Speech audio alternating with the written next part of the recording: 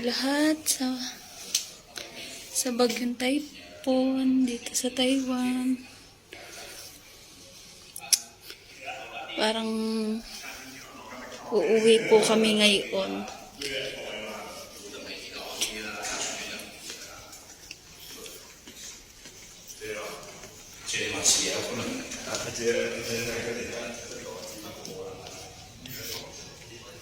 Inabot pa ng pagbablog din sa hindi naman makikita at ako lang. Everything that you say so I can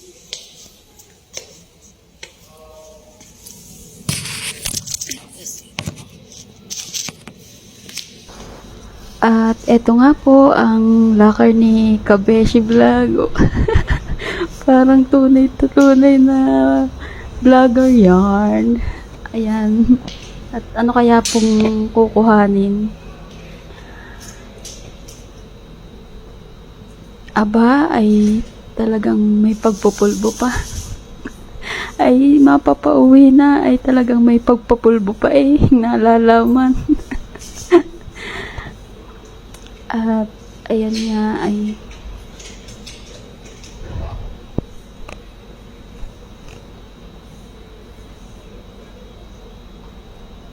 nagsalamin pa nga. Ay siya, maiiwanan ka ng iyong kasama.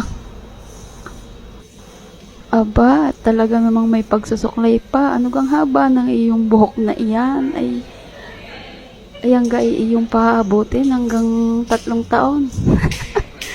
Bago ikaw umuwi ay lampas puwit yata yan, lampas tuhod ay wari ko na may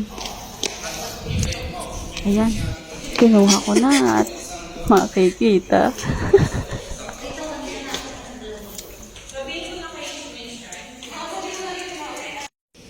Naku, uuwi nga. Umingat po ang lahat. First time mapauwi nyon. Pero at ayan na nga po ay napauwi na nga kami.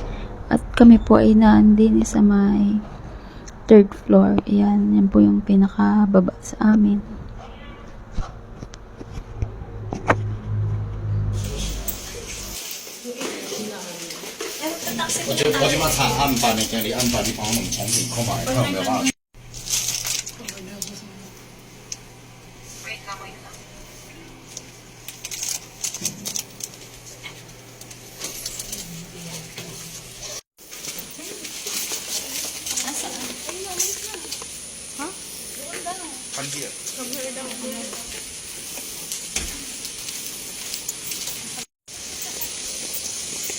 Uwian na.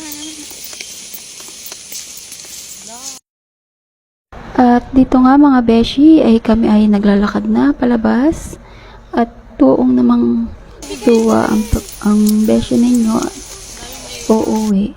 Kaso nga lamang po ay mag-ingat po tayo at dahil may bago nga po dito, pero makikita nyo naman po na maaliwalas naman po dito sa labas. At ayan, papunta na po kami sa sakayan namin. Kaya mag-iingat po tayo, lalo na sa mga OFW dito sa Taiwan at sa ibang bansa.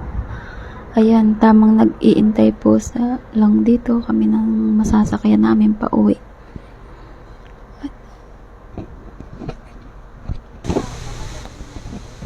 Ayan na nga po.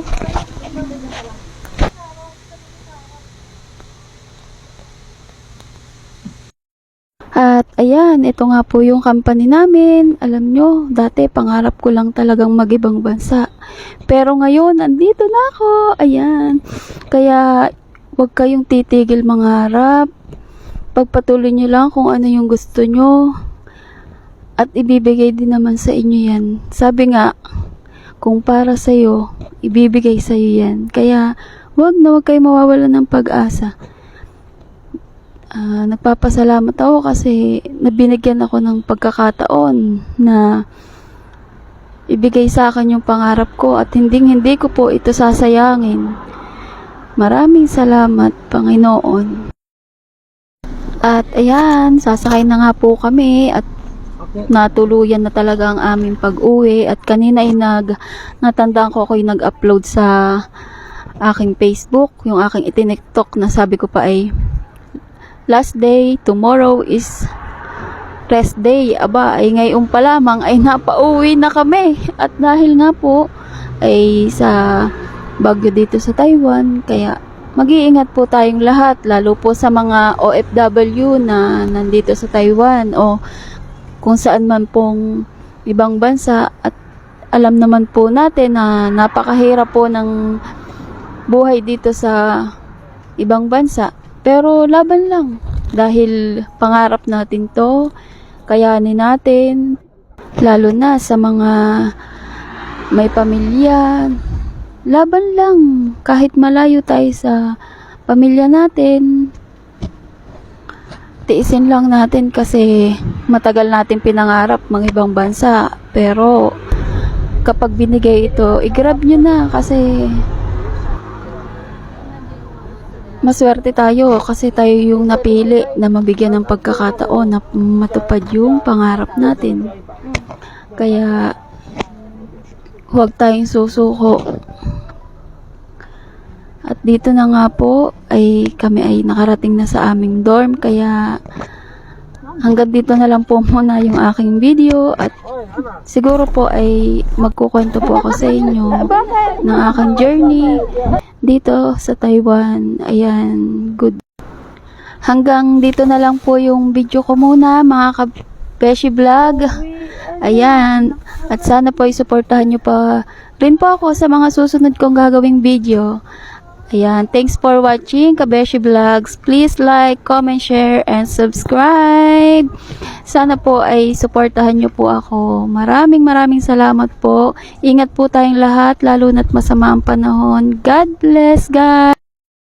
At ito naman po yung YouTube channel ko.